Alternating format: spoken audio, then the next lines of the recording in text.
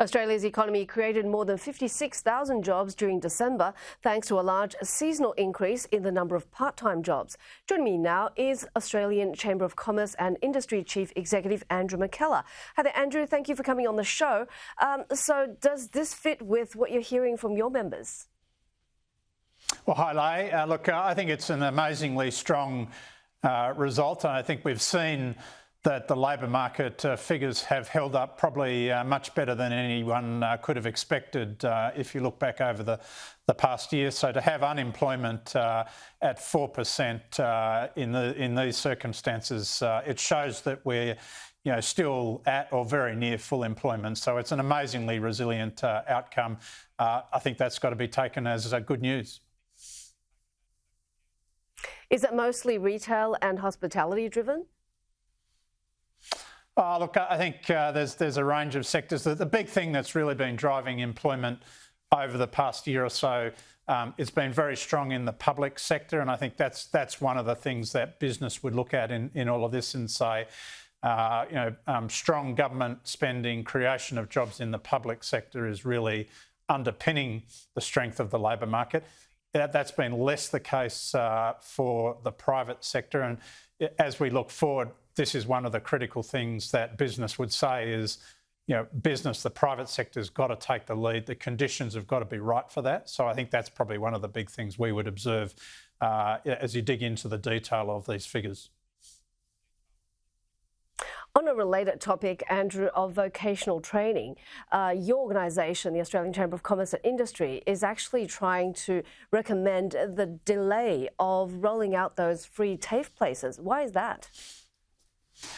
Well, I think here what the government is proposing to do is it's proposing to legislate over the next several years for those 100,000 free TAFE places. We think it's premature to legislate for it. Of course, there are funding agreements in place between the Commonwealth and the states to fund those 100,000 places each year.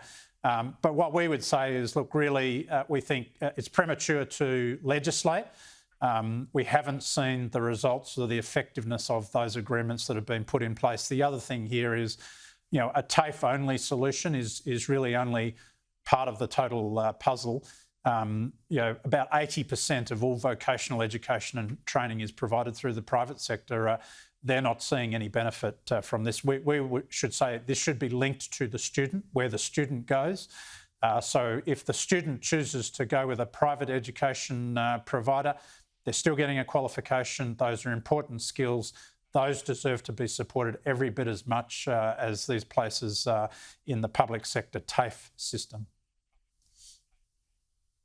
So you think TAFE might not be that effective in providing employment outcomes? Oh, look, there is evidence, the completion rates across the private sector institutions are higher than those in TAFE. So there are very good skills and training options available in the private sector. We think they deserve support every bit as much as the TAFE system. Of course, TAFE is very good. It is excellent, but we shouldn't, I think, miss out on providing a balanced approach, and that's what we're encouraging the government to do. And you think that people in the regions in remote Australia might benefit more from having a diverse range of providers? Well, that's true. I mean, we don't have TAFE colleges in every centre. They are in the major centres, but certainly for those who are in the more remote and regional areas of Australia, they have to have other options. If they can learn and work in situ, then we think that's good for the regional and remote areas in Australia as well. So I think that's a consideration that we would urge the government to think about here. And, once again, that's going beyond simply focusing on TAFE. Let's have a balanced approach. And last of all, what's your outlook for 2025 in terms of what feedback you're getting from your members for the economy? Look, I think we're at a critical juncture. We've had a two-speed economy coming up to the end of 2024.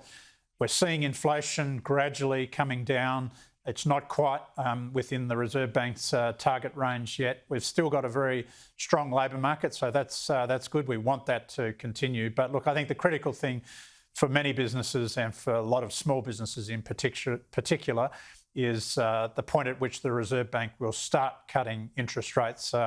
Clearly, that will provide a lot of relief in terms of cost pressures for small businesses, for households. We think that'll help the economy.